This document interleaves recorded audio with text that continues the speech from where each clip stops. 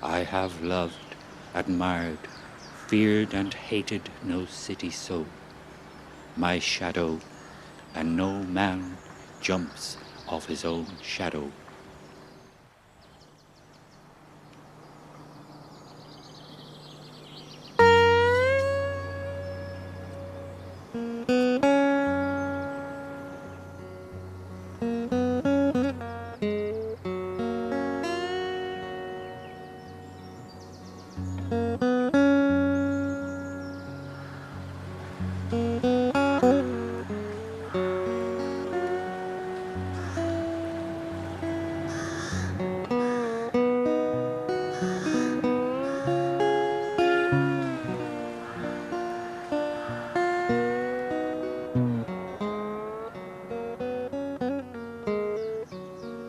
No lovelier city than all of this. Cork City, your early morning kiss, peeled oranges and white porcelain, midsummer Sunday mists that scatter before breakfast. Mass bells are pealing in every district. In the Latin Quarter of St. Luke's, the Butter Cartier of Blackpool, each brass appeal calls to prayer the scattered books and utensils, the newly blessed who've put on clothes. Why have I been lucky as this, to have found one so meticulous in love, so diffident yet close that the house is charged with kinetic peace? Like a secret lover, I should bring you bowls of fresh roses, knowing that you would show them how to thrive. Lucky it's Sunday, or I'd have to raid the meter for spare shillings. Or maybe I should wash my filthy socks, fret at the curtains, iron clothes like you after Sunday breakfast. Normal things run deep, God knows, like love in flatland, eggs on toast.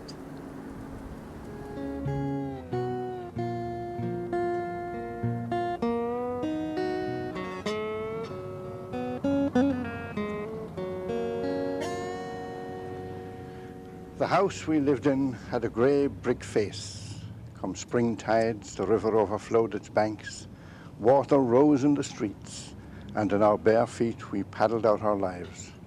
Good lives, spring awakening lives, saving pennies for bullseyes, frog's eyes, and Annie's gudge. A pudding-like cake sold by the slab and guaranteed to contain only the finest ingredients, grown specially in foreign climes. My friend Connors hated gudge. He said it had been trampled on by natives. But he shared mine, and when we'd finished eating, we sat down and listened to the wireless. For sure enough, we had a wireless, a crystal set with cat's whiskers, and if you listened carefully through both earphones, you could hear music and laughter till the battery ran out.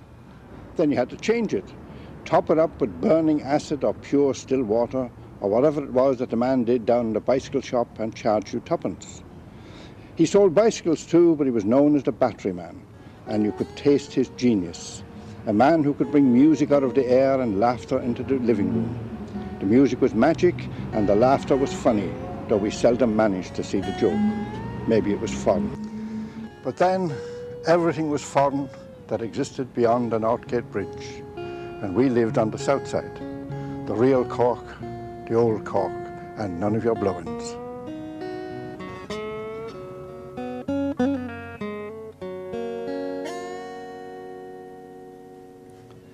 I cut through the Mutton Lane into the market. It's the scenic route to the Grand Parade. The market is glowing. It's like when the Wizard of Oz turns to colour.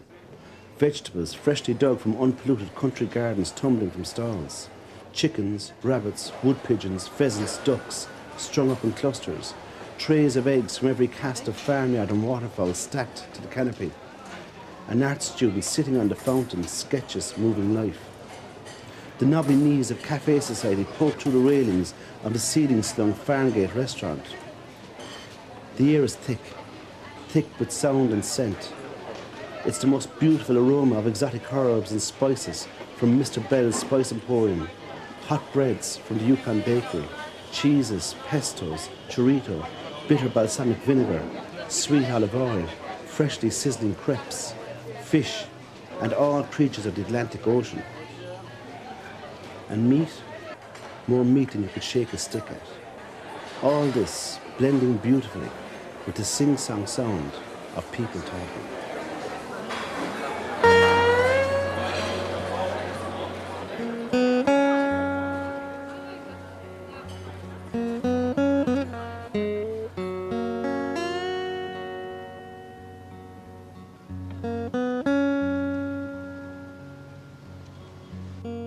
We're away for Slates, secure in the signifying gauge of our city, gabbing about spotting the talent along the meandering quondam river of Patrick Street.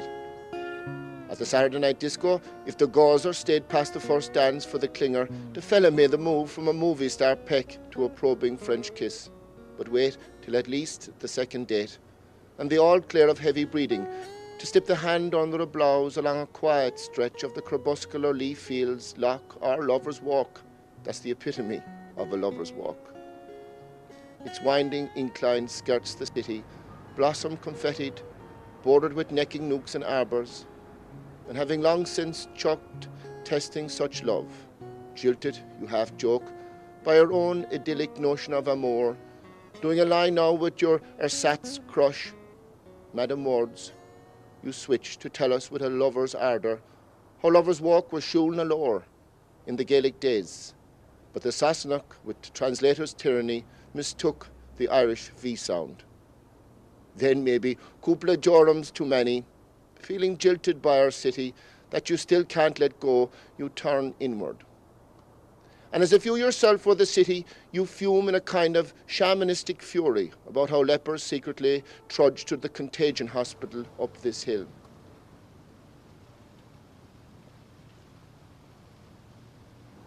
They bypass locals, themselves infected with the typical small-town microbacterium leprae, the paralysis that no soul dare attempt anything different, diagnosed as rising above one station.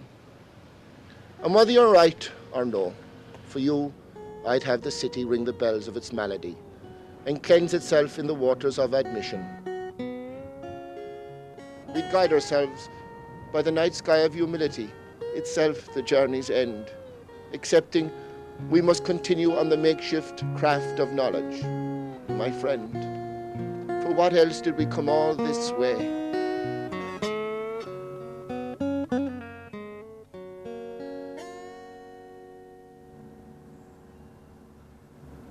The red fish leaping from the mouth, up the cold fresh stream to the empty source, spilling down through stars and through the watching courses of stone, until the fixed mesh abstracts unerringly each hour and all its clamouring brood jerking routinely to the tune. The tune of several mysteries. What brought this on, the sand whispering in your veins?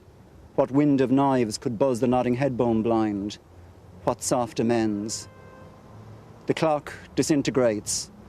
The sun does not rise. The dream is mistaken. Pulse of sand is roaring, obliterates the red. Exposure to the extreme, stillness of fire, the flickering rock, disturbs all night across an empty sky. The high frosts creak and strike. The clumsy sun leaves on the grass the shadow of the vaulting white. Beyond the bounds, no silence, no noise.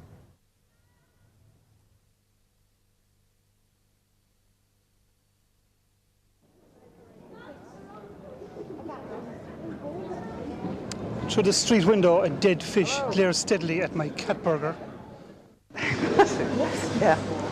Delightful after the arid shelves of the superstore. The fish stall man, sleeves rolled, plunges his arms into the slosh and scales. That lost seaweed smell rises. Tumbling silver forms to retrieve the prize. A cheery fishwife, conversationally inclined, gives me a whole salmon head for the cat. Salmon of knowledge, maybe I'll eat it myself. Gift should never be cast away.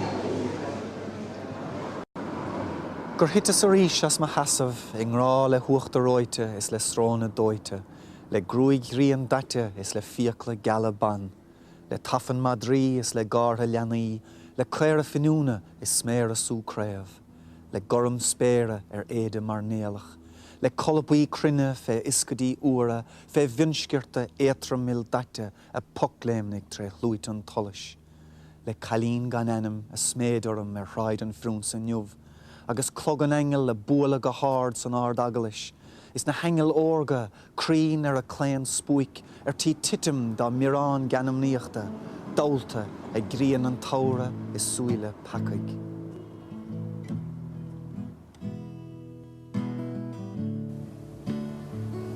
We pass, no she been this, Ireland's oldest licensed premises. Barely glance at the plaque that says, the Dukes of Wellington and Marlborough drank here. We are going to stand upon the northeast limb of a star. Wellington. Arthur Wellesley never was at ease with his Irish nativity. Of course, sir, to be born in a stable does not make one a horse. We stroll, a solid star that might have grown from the ground. Our gazes for each other, yet also over the parapet at Shandon, summits of the river valley, the sun-warmed limestone.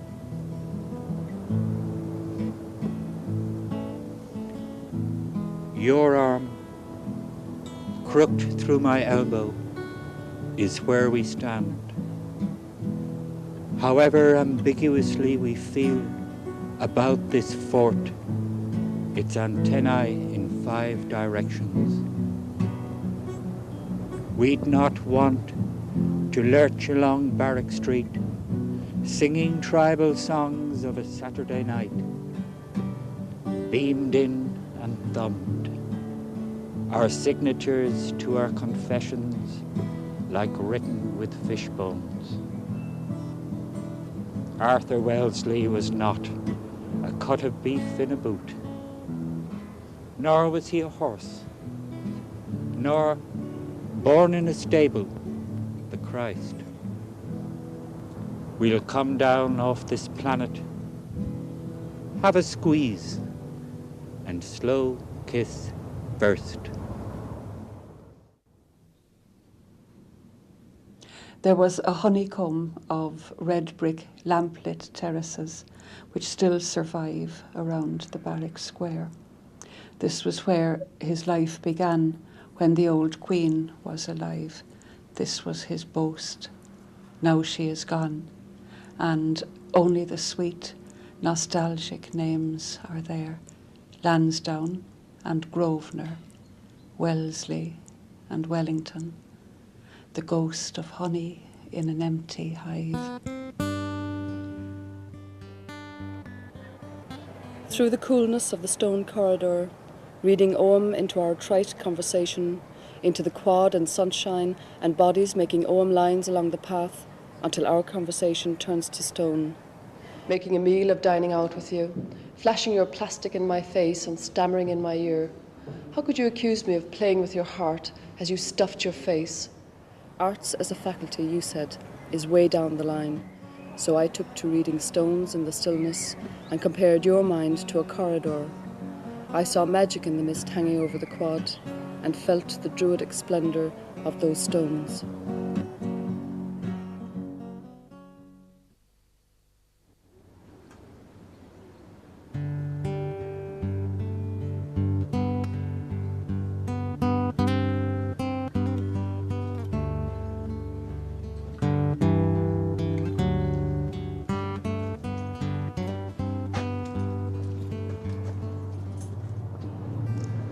My father, against the victories of age, would not concede defeat. He dyed his hair. And when my mother called, he said he wasn't there. My mother too fought back against the years, but in her Sunday prayers apologized to God. My father said there was no God, and that one knows it to her painted toes. My mother smiled. She'd plucked her eyebrows too and wore a see-through skirt with matching vest. He likes French knickers best, she said. I'll have them blessed. My father raged. He liked his women young, he said, and not half dead. He bought a second-hand guitar he couldn't play and sang the only song he knew, Plaisir d'amour. When summer came, my father left the house.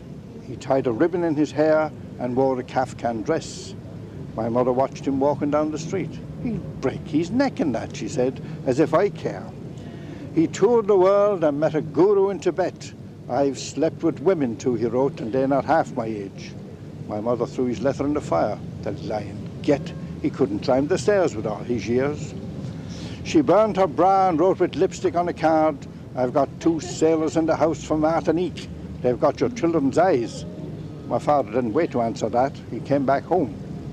And sitting by the fire, he said he'd lied. He'd never slept with anyone but her. My mother said she'd never lied herself. She'd thrown the sailors out an hour before he came. My father's heart would never be the same. Plaisir d'amour.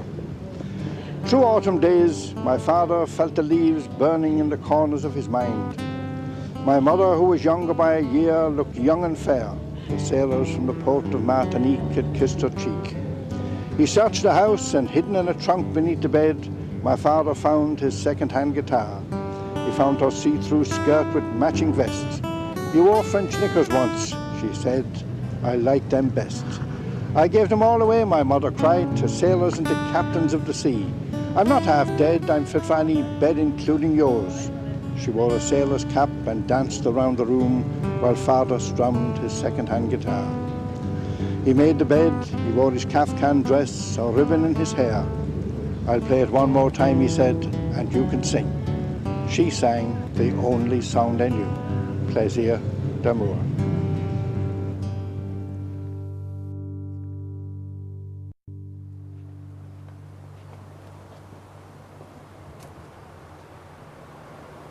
We lived in a neighbourhood that loved Sean Dunn. Each day he was brought love in spoonfuls to keep and cook. His laughter like butterscotch grew hard, sweet, brittle with little time to write. His clothes were a theatre under jet black hair.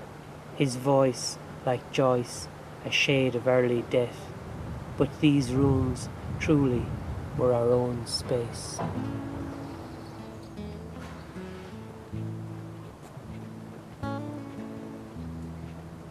Let me share with you a glimpse of richness. 2 swans startled me, turning low over the lea, looking for a nestling place. I thought of us, our need for a place to lay our heads, our flight secret unhurled. By the curl and gleam of water, and my sadness was washed away. The air was bright and clear as your forehead. The linked swans reached the wood. My love, come here to stay. The lift of a linnet's wing was all he asked, with the fog of light gold over the brewery and the mass bells tumbling over sweet Blackpool from the North Chapel, Shandon, the Assumption. To be standing on Richmond Hill and the pale sun shining, a day in October, the air clear in his head. Nothing out of the ordinary, a simple, perfect moment. The lift of a linnet's wing was all he asked for and got. Even as a child, I was concerned for him, this least triumphant of soldiers, butt up, muzzle in the ground, ready to furrow. Helmeted head tilted in melancholy. On dreary days, rain fell erosively on his limestone profile, his puttees which never wetted, his grey tunic with petrified buttons. Was he meant to be dead, or merely sorry to have survived alone? My father dismissed his Irishness with an uncharacteristic whiplash of nationalism. Was he English? No. Lacking a spike, I knew he couldn't be one of those Germans who Achtung weekly across the panels of Victor. Every November a wreath bloodied with poppies, lay sodden before him. On St. Patrick's Day and Easter Sunday, celebrant crowds turned their backs to him. He who stands so faithfully over a flaking roll call of Fusiliers' names, Murphy, McCarthy, O'Sullivan, Prendergast, a list as long as the road to Thurles.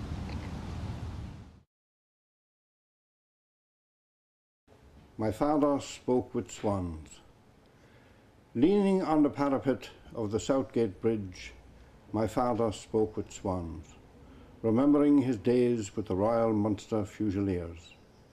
India was dawn, the women cool, the sun cradled in his arms. Sometimes, when the clouds were wine, he washed his face in the Ganges. The swans rose from the lee and held their wings. Leaning on the mysteries of her twilight room, my mother spoke with God, remembering Pierce and the breath of Connolly. Ireland was new, the men tall, the land mirrored their brightness. Sometimes when the eagles called, she walked the roads to Bethlehem. God opened his eyes, a loss for miracles. From these two I was born, the Ganges swaying with the lee and gunfire rising to a fall. My mother wore green till she died. My father died with swans. Only the rivers remain, slow bleeding. The artist with whom I shared a key kissed the lighted water to my lips and grimaced away the insanity of Sunday afternoon. Sipping nectar cider, draped on a bench, under an ambrosia tree, he painted a pale green wash over my intense skin, hardening breasts and softening thighs. To my left, the red city of Granabraher, turned brown by years of weathering. Garan and Mraher, the brothers' shortcut. And they too have been tarnished by time. They all look down on Tenora Town from their semi-D where once stood the monastery, looking down on Second City, mind the dog shit, Third Town. When you're standing on the middle of Patrick's Bridge, you're standing at the centre of the universe. Breathe it in. Not that it means anything, that kiss. It was tucked away in the steaming archives of desire, even before I turned back into the room to exhume the long, dead party. Not that it means anything, the hiss of your bicycle tires echoing through my head long after you turned down the hill and well into Ian Jury's thumping rendition of Wake Up and Make Love With Me. A couple of nights later, I am turning over into another dream wilderness, and a tiny residue of your scent, trapped in some hitherto undisturbed pore, is released into the still air of the bedroom, greening the wilderness. On Capel Road this summer, the back gate to the church is firmly locked. They must have gotten wind of those winter evenings we spent in Meltdown against the presbytery wall, while in the bedroom above, caught up in the pant of our endless foreplay, the young curate prayed feverishly, his vows creaking and groaning. That you may often be thus without torment, and seldom, if ever, count sheep, articulating the gift of the moment, a lovely woman laughing in her sleep. On Parliament Bridge we would talk and talk over the churning roar of water, the occasional sigh of traffic, until the tide turned, swelling darkly in the channel, kissing up under the arch, making the weir shut up. Too much salami, you whisper, turning into my arms. Beware of frog swallowers, I reply, my tongue sliding down to arouse your drowsy clitoris.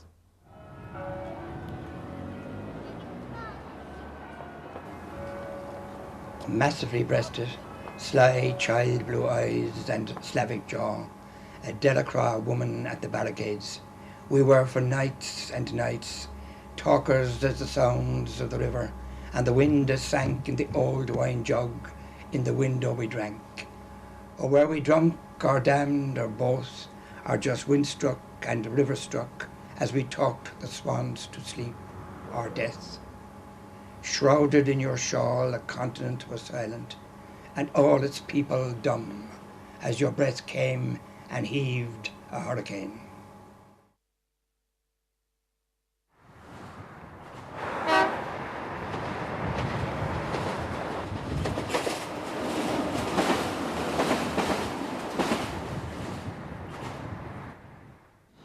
quiet again as the planet springs back in the wake of the Cove Express, the evening sun gleaming by rail into the city.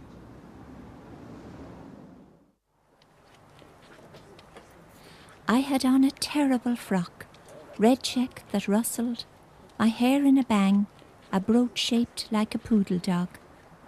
Even so, at that social, you sang Granada in my ear only, taught me, to the tune of Jealousy, the tango. Though when we walked across the city, the two of us in my swagger coat, arms twined, we lumbered clumsily as three-legged runners, quoting Spanish poems as our touching pulses beat Latin rhythms, the secrets told, more for lovers than for such as me and you, yet every bit as binding, more, they're still unspoken. But when we kissed across the bicycle at my door, shy as seedlings forced into the light, we butted noses like a pair of Eskimos. You muttered gruff goodbyes, took flight down Summer Hill with borrowed bike and clips.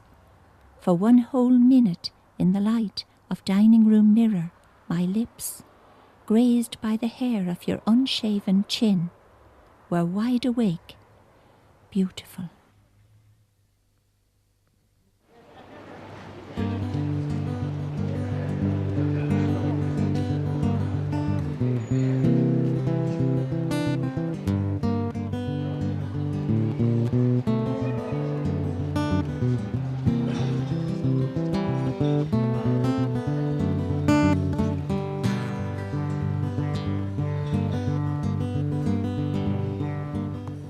There we were, with the light pouring out of us onto the round and famous table. Even Humphrey was laughing, calling time, time, like a barman in a fable. In the wind off the clock, the red-eyed drinkers turned half faces towards us, the fang and the smile, benediction and curse. The bells boomed in my head, the familiar sliding slow into the strange. Somebody kissed my ear, the spittle after. Sticky, cold.